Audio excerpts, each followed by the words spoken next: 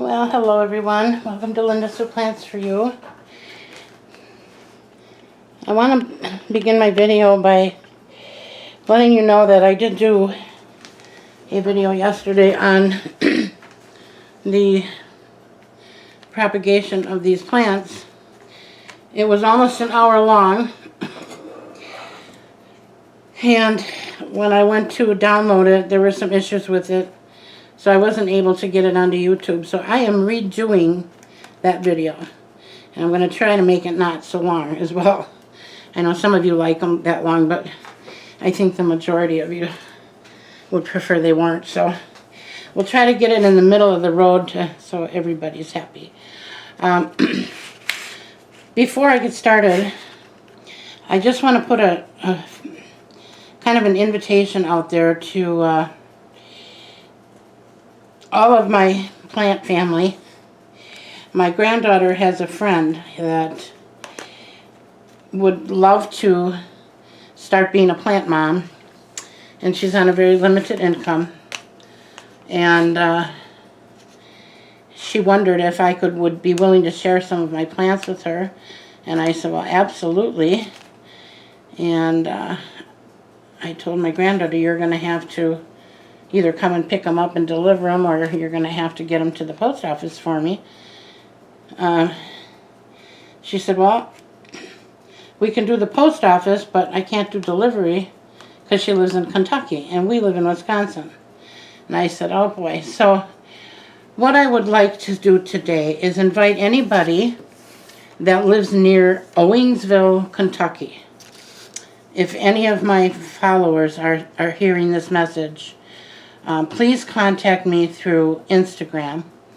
And my name is the same, Linda's Who Plants For You.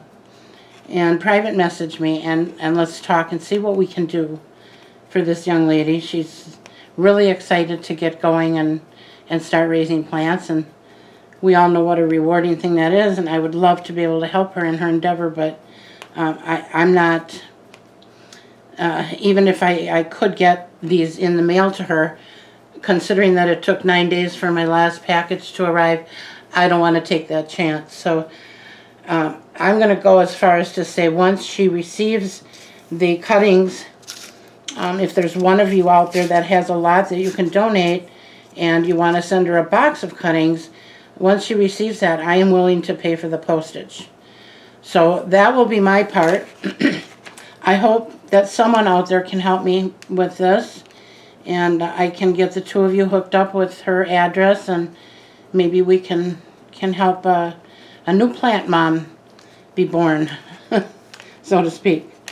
Okay, in the meantime, I have, yesterday, like I said, I made this video. It was quite long, and I did a lot of work on propagation, and I wasn't able to get it into YouTube for several reasons, but I'm going to redo it. But I did want to show you what I did have done, which is, these are two of the cuttings from one of my Maculata. This is one of them. And this is the other. Those are in water. And I have some other ones, but I didn't want to bring them all to the table here. Oh, and I did this one. These are leaf cuttings, and they are in vermiculite. So what I'm going to do today, I'm going to try and duplicate at least some of what I did yesterday. And the first part is, I did sterilize all of my tools here. Probably shouldn't have put them on the table, but nevertheless, I did wipe them all down. And then I've got my rooting powder, which you may or may not use, you may or may not have. It's not imperative, it's not necessary. It does seem to help in some instances. I had a Scindaptus exotica, and I could not get that thing to root. And I kept cutting back a little bit of the stem each, every once a week, and I stuck it back in rooting powder and put it back in the water, and it finally did root, and I was able to join her with the mother plant. So Was it because of the rooting powder? I don't know, but I did use that in the beginning and it didn't seem to matter. So it might not have been the rooting powder at all, but I guess most people that I hear talk about that will say it helps sometimes. So don't worry if you don't have this. Okay, the first thing I want to do is take a leaf cutting, okay? And this,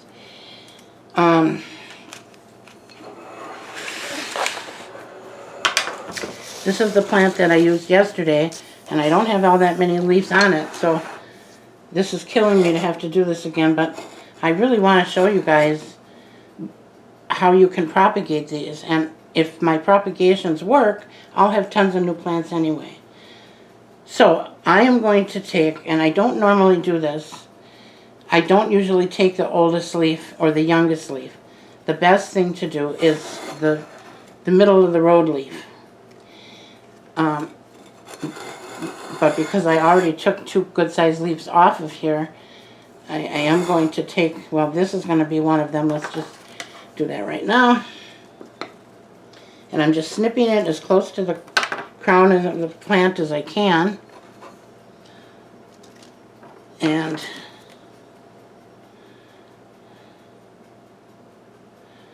I'm going to snip this older one.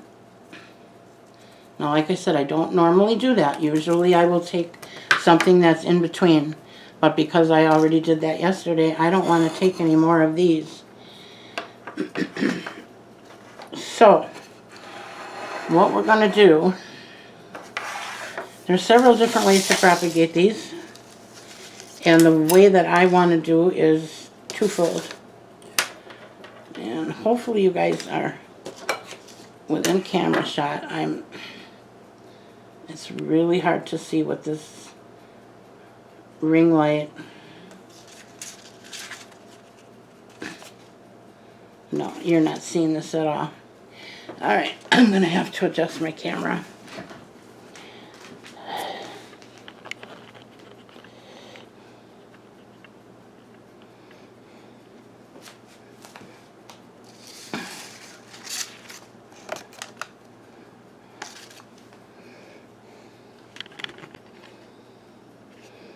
Okay, hopefully that's a little better.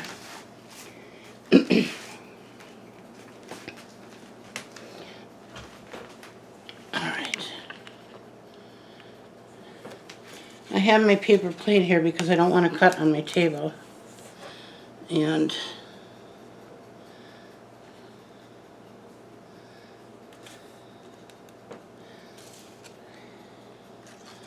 we're going to start with this leaf. I'm going to use this one to do the cutting, the cutting of the leaves up. So what we're going to do is we're going to take and we're going to cut part of this stem off. I'm going to cut it on an angle.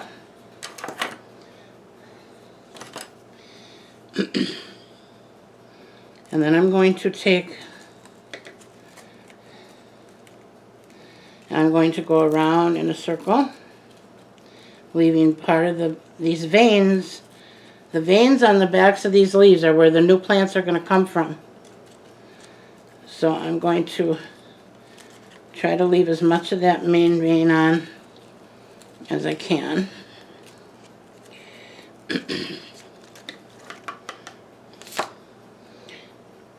And this part we are going to put in the soil.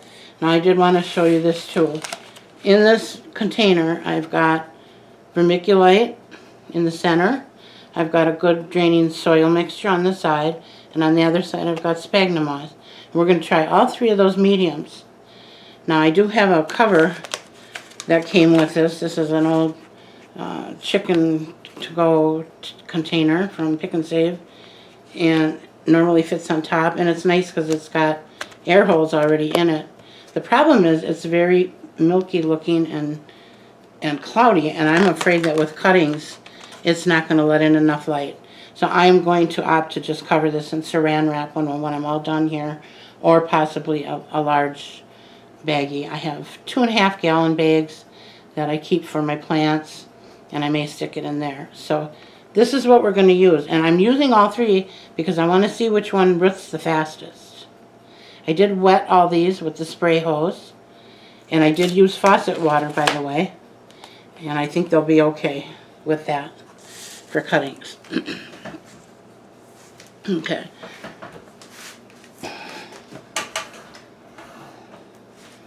So,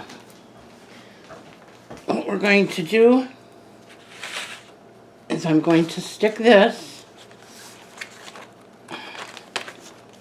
right into the soil, like so.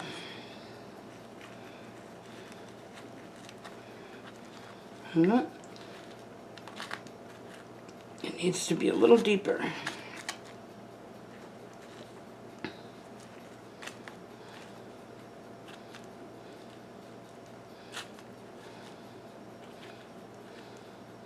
I should have made that a little bit deeper there, but because you want those veins to be pretty close, if not touching the soil. All right. Then we're going to take this piece and we're going to, now you can do either way. You can either take and cup this piece like so and stick these ends in the soil. So you stick this down in there and you push the soil up around it. To me, that's just a clumsy way of doing it, so I don't care for that method. This is the method I used to use years ago when I had a plant store. We had begonias, and we had, what did we call them? Iron cross begonias. And I'm starting to see them again finally on the internet. I didn't see them for years, and I couldn't understand why. They were such big sellers back in the 70s. But the iron cross begonia roots very easily, and I propagated hundreds of them in my propagation area in the lower level of my store, and I sold a lot of them. So I'm going to do that today with this one. The iron cross it's a green. It's much like this one. It's got the hairy leaves and the hairy stems, and then it had like a Maltese black cross in the middle with the green leaf, and it was called Iron Cross Begonia. So that is the one that I did a lot of propagating with. So with this one, I'm just going to take and cut in between these veins here. So wherever you see a main vein, you want to cut in between there, and that's what I'm going to do here. I'm going to slice it with my X-Acto knife, or you can cut it with a clippers or scissors. And if you want to, you can do that on every vein. For instance, this one has 2 main veins. So you could literally cut this in half again if you wanted to, but I'm not going to do that because I've got enough cuttings going already. So I'm going to cut these rather large. And here's another one. This one's also got 2 main veins. I'm going to do this all the way around. And again, I'm using 2, but like I said, generally you can do 1 vein and get away with that. And because this is such a big leaf, I may have to cut these down a little more, but we'll see. Alright, so basically all I did was cut them, you know, I cut them this way. I hope you can understand what I'm doing here. And then we're going to take and we're going to stick them in the potting medium. I'm going to put some in soil.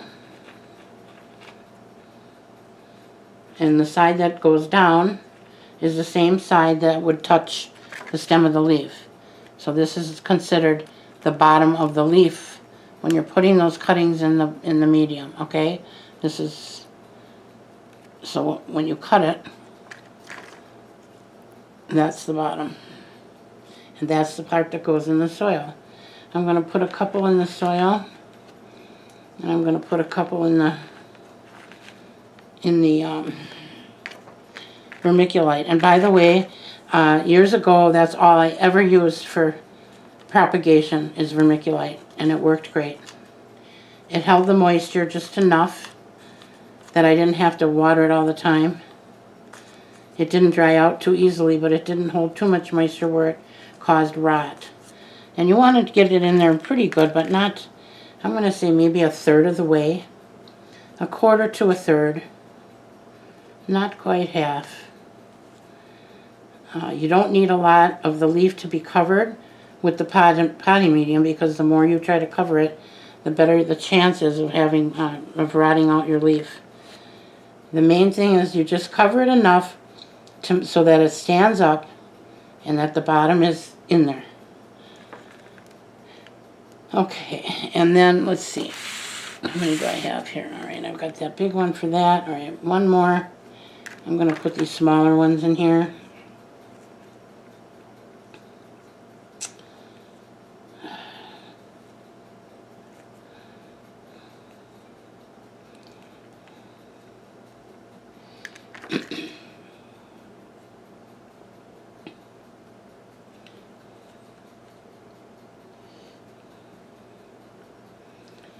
I did check into UPS and FedEx because I understand that they can come to the house to pick up packages to mail, but the price was so high, I'm quite sure no one would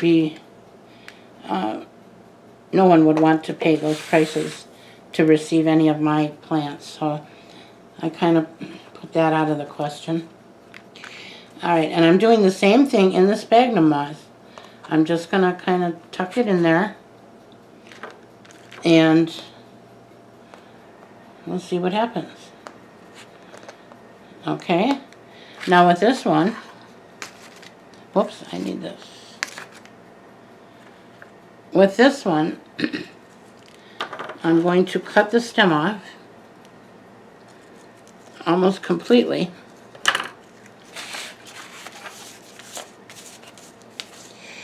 And I am going to score each main leaf.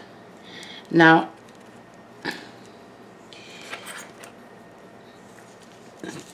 it's important that you break the stem, but don't break the leaf. So I'm cutting through. I don't think you can see that. Let me make the cuts and then show you the result. Hopefully I'm cutting down far enough.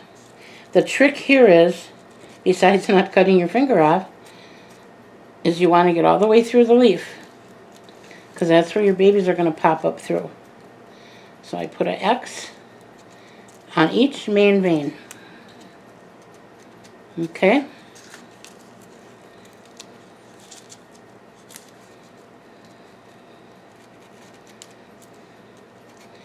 Now,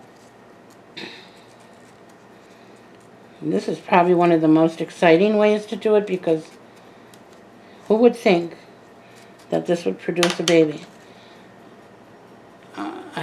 I hope you can see the holes in there. You probably can't because the light isn't behind it, but you'll have to trust me on that. There are, every place that I cut it, you can see through.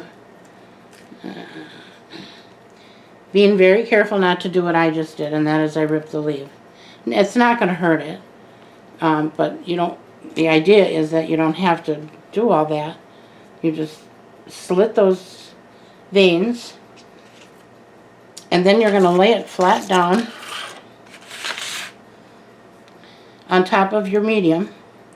I'm going to use the sphagnum moss on this one. And then you can either secure it with a pin or a U-shaped wire or a paper clip, or you don't have to. Now when I did it in the other leaf yesterday and I put it in the top of soil, I did secure it down because it didn't want to stay down. But this one is staying pretty good on the sphagnum moss, so I don't see any reason to have to pin that. But here we are, we're done. This is how we're going to leave it. And like I said, I'll put some clear plastic over it. I might give it one more little spray of water. Make sure that there's enough moisture in here. And again, you don't want water sitting in the bottom of this. You just want the medium to be damp. And then depending on how dry your home is and how fast that the heat dries out your medium. You may have to spray it every other day. You may only spray it once a week, maybe not even that often. I cannot tell you how often to do it. That's the problem. You have to be able to judge whether or not your medium is damp enough. And that pretty much comes with experience, I guess. But the more you do it, the more the faster you'll grasp it. And you know what? If you do it and you don't get anything, don't feel like a failure. I did this a number of times before I got good results. It's like anything else in life. I don't know that practice necessarily makes perfect, but it definitely makes you better. Anything that we do over and over again, we should be improving each time we do it, and we should be learning something from it. So, and I think I said this once before in a very old video, and for those of you old enough to remember Fred Astaire, who became very famous for his dancing, and probably one of the top ones in the whole movie industry to date, and he was told more than once, go back to your day job, you can't sing and you can't dance. So that should be a little bit of an encouragement to those of you that don't think you can do this. Don't think that way. Think positive. Try it. If you fail, do it again. Because once you get growth from this, it's so rewarding. You're going to get new plants from each one of these cuttings and from each one of these holes in this leaf. You'll get little clusters and brand new plants to share with your family. Okay? So I hope that helps you. Those of you that have been asking me about this, Sefcat, that's for you. You had a lot of specific questions about begonias. So that's that. Now, the other thing we're going to do is my other Maculata, which is kind of sad looking. I don't know if it's the cold weather here. I like I said well, you didn't see my last video, but ever since I moved these plants in the dining room, they've been acting up. And I know part of it is it's cooler in here. Now, even though begonias, they can survive above 50 degrees. If you take it from a room that's got super bright light and the average temperature is 72, and you stick it in a room that doesn't have as much light and the average temperature is 68, you can expect that plant to act up. They're going to, it's a given. So I'm not too worried about it. I know come spring she's going to flourish again. But I'm going to use this to do a cutting because you didn't get to see the cuttings I did yesterday, and I know some of you are waiting for that. Now, the other thing that I wanted to say, I want to clear up here, right here, is in a previous video I had said, well, let's make the cutting and then I can show you what I'm talking about. Which one do I want to cut? How about this one? This one doesn't have any leaves on it. Okay, we'll do this one. You see that? And I'm going to cut down to this leaf. Okay? Right above the node on here.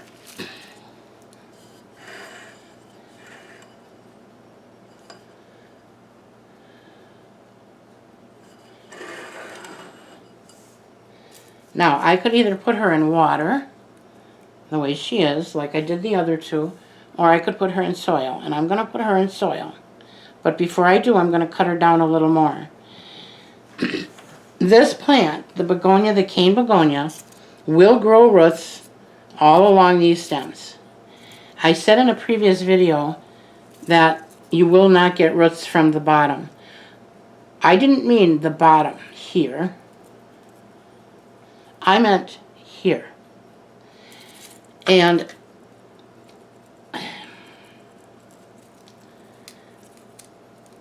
I'm hoping, I don't like that cut. Now once again, I'm cutting on an angle to expose as much surface of the stem as possible because that's where it drinks up the water. I want to also say that when I said the bottom, I meant the bottom, the very bottom. So I don't want to confuse anybody, and I don't want you to think that I'm crazy. So I wanted to, because I had a few people that, and one of whom I know and I respect her opinion, that had written in the comment section that her plant gets roots on the bottom all the time. If you got roots from the bottom of here, and you tell me that that's where they came from, I will believe you, because I know you, and I know you wouldn't lie, and I know you wouldn't exaggerate the truth. But I can tell you in my experience, I have never had roots come out of the bottom of the stem. And I'm thinking this was my fault the way I explained it. I don't think I explained it properly. So hopefully that will clear up that commotion on that issue. Alright, so on this one I am going to use a little rooting powder, and I'm still trying to determine whether I made this short enough. I think I did. I've got some growth coming here, so I think I'm going to use this whole piece.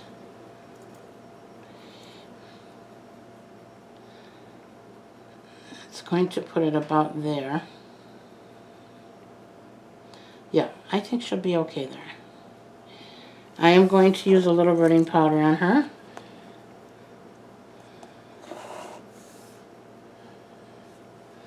And then I'm going to make my hole. And by the way, in case I didn't mention it, I did sterilize my stick here, and my X-Acto knife, and my scissors with just, I've got a bottle with alcohol and water in it. I just spray it on there, and then I wipe it off with a paper towel or cotton swabs, whatever I have handy. And it's not the end of the world if you forget, but it's a good habit to get into, because if you have a problem if you've got a plant that's got a problem and it turns out to be a disease rather than an insect, you're going to pass that disease on to the next plant that you use that tool on, especially if you're doing it in the same day. So it's a good habit to get into. And just know that I think most of us plant people, we try to give the right advice, and sometimes we don't follow it ourselves because we get lazy. At least that's my story. There are times when I forget, or I just get lazy and I don't do it, but I have to give you the right information. I don't want to tell you to not do something. So okay, I think that's going to be it for this video, folks. I don't want this to turn into another hour-long video. And I think that I've covered everything here.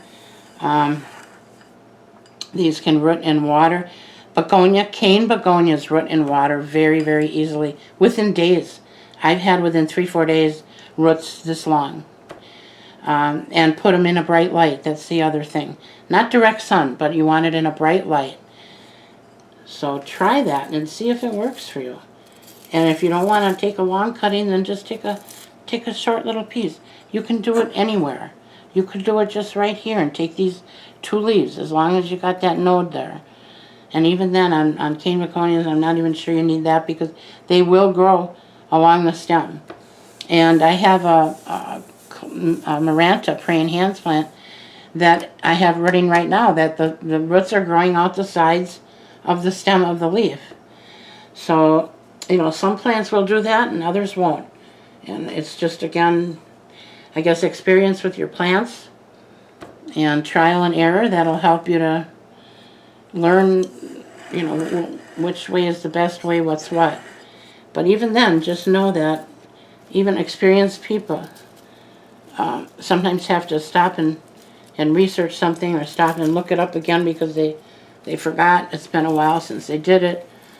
You have so many plants you can't keep track. Whatever the reason might be, don't feel bad if you have to do that. There's never anything wrong with learning. I'd much rather have somebody ask me the same question 5 times than not listen and think that they know it all and then have it not work out. That's a lot harder for me to deal with. I think I'm going to put a little tie there. And I just wanted to touch on that again too. These bread ties work great. And for this kind of plant, they're fine. Be careful when you use something that doesn't give. Anytime you're propagating, or tying up, I should say. If you're tying up a plant, and let me give you my example of what happened to me. I had a beautiful golden pothos. I had it growing up a bamboo. The bamboo was 14 feet tall. The plant made it to about 13, just under 13 feet. It was that big. And I had 3 bamboo poles tied together like a teepee. And I used, what did I have on there? I can't remember if it was string or if it was, I think it might have been a combination of bread ties and string because I didn't have anything else in the house. So I'm wondering what's going on with this plant. All of a sudden, one part of it started to decline, and I couldn't understand why. It's like, what is going on? Why is this plant not getting water? You could tell the leaves were, you know, like on a pothos when the leaves get dull and droopy. And well, so I started digging around in this plant, which was very thick. So I didn't see what was happening right away. And I found that whatever I was using, I think it was a bread tie. Whatever I was using was choking off the stem. It was digging into the stem to the point where it was like 3/4 of the way through. So it was cutting off the water supply. So, because I had nothing else at my disposal, I went through my craft room and I found a box of antique lace and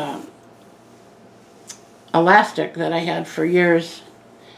And I used that until I could get to the store to get the garden Velcro tape, which is my favorite to use because that you can adjust as it gets bigger. You can keep reusing, so you're not wasting. But I used the elastic then on that and on my big Monstera until I could get the tape because that gives a little. So I tied that elastic in a bow, and that it had enough strength to hold it up, you know, hold it to the stick, to the support. But it didn't, as the stem of the plant grew, the stalk, the elastic gave, so it didn't hurt it. So that's another option. I mean, it doesn't look the greatest, but you know, if you're worried about your plant's health, then we really don't care much what it looks like, I think, for at least for a temporary fix. So okay, that's pretty much it. I think we're done here for the day. This is my Begonia Maculata Whittii, and this is my black leaf Begonia. It's got many, many names. One of the growers named it the Halloween plant because of the black leaves. It's got many names, and I can't remember what they all are, but it is a beautiful plant, and I'm hoping to get lots of cuttings. And these are pretty ready available on the internet as well. So, okay, I think I covered everything I wanted to cover. I don't know why it took me that much longer yesterday, but alright, so I hope this was helpful for you guys. Don't forget about my granddaughter's friend. If there's anybody in Owingsville, Kentucky, if you are anywhere near there, you know, she might even, depending on how far you are, she might even be able to come and pick them up from you if you're able to share with her. And it's my hope that you can. Hopefully we can help her out. Okay.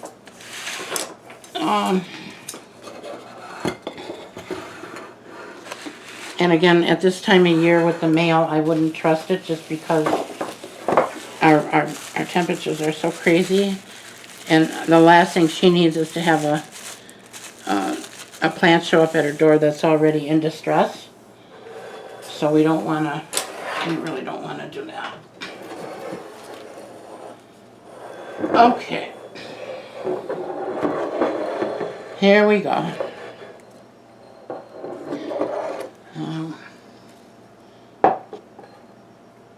Oh, that was the other thing I wanted to tell you. You can root this in water, you can root it in soil, you can root it in spag moss. And I've seen people have probably the best luck with the spag moss.